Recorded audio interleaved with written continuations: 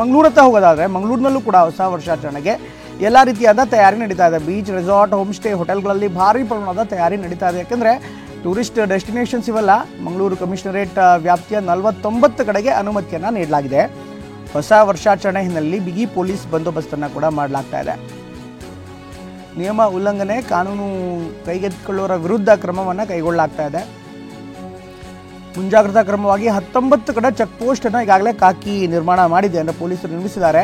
ಸೂಕ್ಷ್ಮ ಪ್ರದೇಶಗಳಲ್ಲಿ 3 KSRP 10 CAR ತುಕಡಿಯನ್ನು ನಿಯೋಜನೆ ಮಾಡಲಾಗಿದೆ. ಸಂಚಾರ ನಿಯಮ ಉಲ್ಲಂಘನೆ ತಡೆಗೆ 17 ಕಡೆ ಈಗ ಚೆಕ್ ಪೋಸ್ಟ್ ಅನ್ನು ಮಾಡಿ ಡ್ರಂಕ್ ಅಂಡ್ ಡ್ರೈವ್ ಮಾಡಿದ್ರೆ ಅವರಿಗೆ ಖಂಡಿತವಾಗಲೂ ಮುಲಾಜಿಲ್ಲದೆ ಕ್ರಮ ಕೈಗೊಳ್ತೀವಿ ಅಂತ ಮಂಗಳೂರಿನ ಪೊಲೀಸ್ ಆಯುಕ್ತರು ಈಗಾಗಲೇ ಖಡಕ್ ಆದಂಥ ಸೂಚನೆಯನ್ನು ಕೂಡ ಕೊಟ್ಟಿದ್ದಾರೆ. ಇದರ ಜೊತೆಗೆ ಸುಮಾರು 19 ಕಡೆಗೆ ವಿಶೇಷವಾದಂಥ ಚೆಕ್ ಪೋಸ್ಟ್ಗಳನ್ನು ಕೂಡ ನಿರ್ಮಾಣ ಮಾಡಲಾಗಿದೆ. ಟ್ರಾಫಿಕ್ ನಿಯಂತ್ರಣಕ್ಕೂ ಕೂಡ 17 ಕಡೆ ಚೆಕ್ ಪೋಸ್ಟ್ಗಳು ರೆಡಿಯಾಗಿವೆ. ಇದರ ಜೊತೆಗೆ KSRPC ತುಕಡಿಗಳು ಎಲ್ಲೆಲ್ಲಿ ಸೂಕ್ಷ್ಮ ಪ್ರದೇಶ ಇರುತ್ತೆ, ಎಲ್ಲೆಲ್ಲಿ ಗಲಾಟೆ ಆಗುತ್ತೆ ಅಂತ ಅವರಿಗಿದೆ.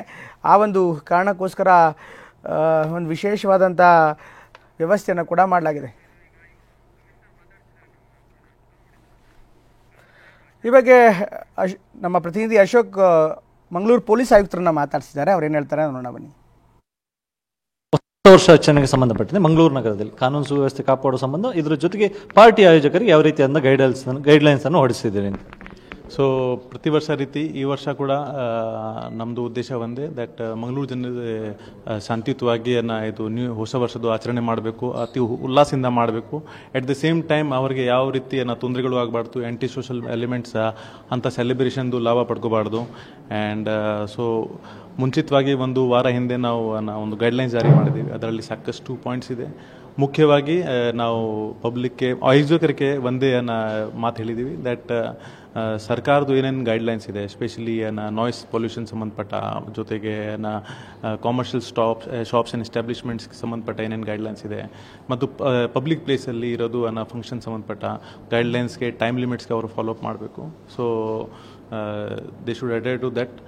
ಇದರಲ್ಲಿ ಮುಖ್ಯವಾಗಿ ಶಾಪ್ಸ್ ಆ್ಯಂಡ್ ಎಸ್ಟಾಬ್ಲಿಷ್ಮೆಂಟ್ ಈಗ ಸರ್ಕಾರದ ಹೊಸ ಮಾರ್ಗಸೂಚಿ ಪ್ರಕಾರ ಅವರು ಕಾರ್ಪೊರೇಷನ್ ಲಿಮಿಟ್ ಇರೋದ್ರಿಂದ ಮಿಡ್ನೈಟ್ 1 o'clock ತನಕ ಅವರು ಆಪ್ರೇಟ್ ಮಾಡ್ಬೋದು. ಜೊತೆಗೆ ಪಬ್ಲಿಕ್ ಪ್ಲೇಸಸಲ್ಲಿ ಇಲ್ಲಿ ಸಂಭ್ರಮ ಆಚರಣೆ ಆಗ್ತಾಯಿದೆ, ಅವರು as soon as the new year is starts 12 ಸ್ವಲ್ಪ ಅದು ಕ್ಲೋಸ್ ಮಾಡಬೇಕು.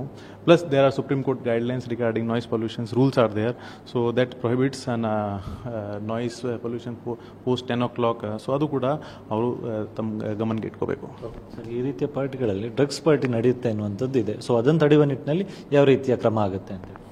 ಸೊ ಇದು ಬಹಳಷ್ಟು ಸುದ್ದಿಗಳು ನಮಗೆ ಕೂಡ ಬರ್ತಾ ಇದೆ, ದಟ್ ಕೆಲವು ಹೋಟೆಲ್ಸಲ್ಲಿ ಅಥವಾ ರಿಸಾರ್ಟ್ಸಲ್ಲಿ ಅಥವಾ ಪಬ್ಲಿಕ್ ಪ್ಲೇಸಸಲ್ಲಿ ಡ್ರಗ್ಸ್ನ ಕನ್ಸಂಪ್ಷನ್ ಅತಿ ಹೆಚ್ಚು ಪ್ರಮಾಣದಲ್ಲಿ ರಿಪೋರ್ಟ್ ಆಗ್ತದೆ. ಆ್ಯಂಡ್ ಸೊ ಪ್ರತಿ ವರ್ಷ ರೀತಿ ಈ ವರ್ಷ ಕೂಡ ನಾವು ನಮ್ಮ ತಂಡಗಳಿಗೆ ನಿಯೋಜನೆ ಮಾಡಿದ್ದೀವಿ. ಲಾಸ್ಟ್ 1 monthಯಿಂದ ಮಾಹಿತಿಗಳ ಕಲೆಕ್ಟ್ ಮಾಡ್ತಾಯಿದ್ದೀವಿ. ಇನ್ಫ್ಯಾಕ್ಟ್ ಇಲ್ಲಿವರೆಗೆ ನಮಗೆ ಸಾಕಷ್ಟು ಸಕ್ಸಸ್ ಸಿಕ್ಕಿದೆ. ಲಾಸ್ಟ್ 1 monthಲ್ಲಿ 150ಕ್ಕಿಂತ ಹೆಚ್ಚು ಕನ್ಸಂಪ್ಷನ್ ಕೇಸಸ್ ದಾಖಲು ಮಾಡಿ, ಮತ್ತು ಅವ್ರಿಗೆ ಸಪ್ಲೈ ಮಾಡೋರು ಯಾರು ಇದ್ದಾರೆ ಅಂತ ಒಂದು 5-6 ಪ್ರಕರಣ ದಾಖಲು ಮಾಡಿದ್ದೀವಿ. ಒಂದು ಪ್ರಕರಣದಲ್ಲಿ ಗೋವಾದಿಂದ ಅಕ್ಯೂಸ್ಗಳಿಗೆ ಅರೆಸ್ಟ್ ಮಾಡಿ ಅವರಿಂದ not only ganja but MDMA, hash oil ಮತ್ತು ಚರಸ್, ಕೊಕಿನ್ ಕೂಡ ಸೀಸ್ ಮಾಡಿದ್ದೀವಿ. ಸೊ ಕೆಲವು ಫಾರಿನರ್ಸ್ ಕೂಡ ಅವರು ಶಾಮೀಲಾಗಿದ್ದರು, ನೈಜೀರಿಯನ್ಸ್ ಅವರಿಗೆ ಕೂಡ ಈ ತಿಂಗಳಲ್ಲಿ ಅರೆಸ್ಟ್ ಮಾಡಿದ್ದೀವಿ. ಸೇಮ್ ನಮ್ಮ ಸ್ಪೀಡಲ್ಲಿ ನಾವು ಈ 31 ಡಿಸೆಂಬರ್ ಕೂಡ ಕೆಲಸ ಮಾಡ್ತೀವಿ. ಎಲ್ಲೆಲ್ಲಿ ಹಾಟ್ಸ್ಪಾಟ್ಸ್ ಇದೆ ಡ್ರಗ್ ಕನ್ಸಂಪ್ಷನ್ಸ್ದು ಅಲ್ಲಿ ನಾವು ನಿಗಾವಣೆ ಇಟ್ಕೊಂಡು ನಮ್ಮ ಸುದ್ದಿ ಪ್ರಕಾರ, ನಮ್ಮ ಮಾಹಿತಿ ಪ್ರಕಾರ ನಾವು ಕೆಲಸ ಮಾಡ್ತೀವಿ.